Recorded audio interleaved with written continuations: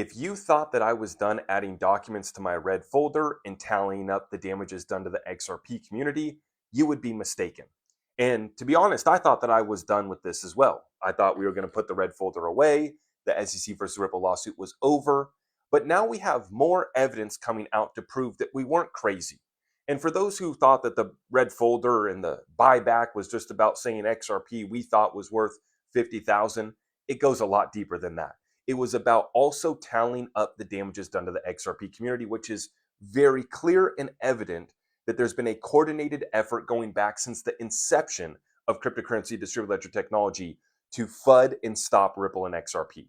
What I'm looking at in front of me is a communication between Austin Hill, an early Bitcoin developer, and the bad actor, right? This all goes back to the files that have been released over the past few days. I'm not going to say the guy's name, but you know who I'm talking about. You understand the situation. Included in this email, though, is also Joy Ito from MIT. Now, I'll explain where she comes in. Austin Hill is telling this bad actor not to invest in Ripple and Stellar because they are bad for the ecosystem. They're trying to convince them to invest in Bitcoin and continue looking at Bitcoin, but not to invest in Ripple and Stellar. Joy Ito from MIT, that's the same MIT where Gary Gensler was teaching at, where he was explaining the utility of XRP as a bridge currency right before he went over to the SEC and continued the SEC versus Ripple lawsuit and actually filed an appeal in the case 5 days before his butt was about to get fired by President Trump. And so that made the SEC versus Ripple lawsuit carry on till August of last year. Should never have happened. But we come to find out, right?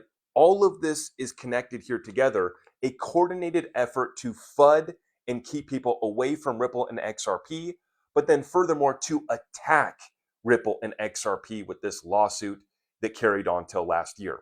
So I just want to give you the quick rundown in this video, but check out the full breakdown that I'm dropping on my YouTube here today. There's a lot more where this comes from. The red folder was not just a meme. It wasn't just about a 50,000 buyback.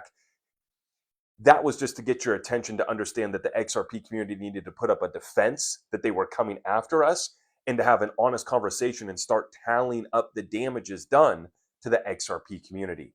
So check out the full breakdown on my YouTube. Make sure you guys follow here for more, and I appreciate your support.